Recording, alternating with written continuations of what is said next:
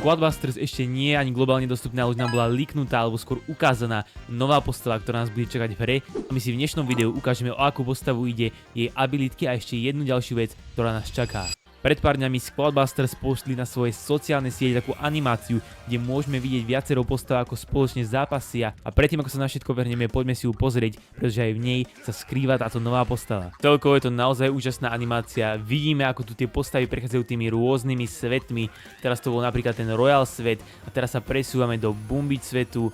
Ale keď si túto animáciu trochu pretočíme, tak sa ocitneme v novom zimnom svete, kde môžeme vidieť naše obľúbené postavy a proti ním sa stavajú nejaké ďalšie v tomto epickom súboji. Takže toto bola tá animácia a teraz si ju môžeme rozobrať trochu viac dopodrobná. Takže v tejto animácii nám bola ukázaná aj nová postava, ktorou je Ice Wizard z Clash Royale, a pokiaľ si už Squadbusters hral, tak vieš, že Ice Wizard ešte momentálne v hre není, takže toto bude ďalšia postava, ktorá nás bude čakať v hre. No máme toho o mnoho viac ako len tento obrázok Ice Wizarda z tejto animácie, pretože o pár dní neskôr bol na App Store zverejnený artikel, v ktorom sú len nejaké základné veci o hre, ale sú tam napríklad aj ultra evolúcie, na ktoré sa pozrieme v nejakom ďalšom videu, a samotný gameplay Ice Wizarda. Takže napravo môžeme hneď vidieť Grega, Mavis a Ice Wizarda, a prvá vec, v tomto videu ho vidíme v jeho super forme a môžeme vidieť, že hneď má pri sebe nejaký free spell, super freeze. Takže je možné, že tento spell má jeho super forma, podobne ako u Witchky, ktorú už v hre máme, kde tiež dostane spell so skeletónmi, alebo u Pam, ktorá dostane napríklad heal spell. Samozrejme, každý shot, ktorý urobí, enemákov spomalí a dá im slow.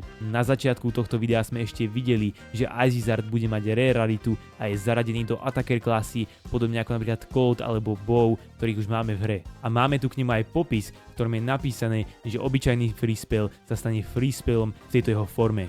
Len si predstav, ako bude OP Ice Wizard, keď hodí na tvoju skladu tento free spell a pomocou ostatných postav v tvojej sklade ti dá neskutočný damage. Takže mi dole do komentárov napíš, čo si myslíš o tomto Ice Wizardovi a či bude podľa teba dobrý. No v akom svete budeme môcť dostať Ice Wizarda? Ako môžete vedieť, tak momentálne sú v hre 4 svety a žiadny z nich moc nesedí na túto tému toho Ice Wizarda, nič tam nie je zasnežené alebo podobne. Takže spoločne s Ice Wizardom by nám ešte mala prísť nejaká špeciálna zamrznutá mapa. Túto môžeme dokonca vidieť tiež v jednom z videí hneď na začiatku, kde sa vyberá mapa a game mode, a keď si to tu zastavíme, tak vidíme, že táto mapa je celá zamrznutá, takže určite to nie je žiadna z tých, ktorú už máme v hre.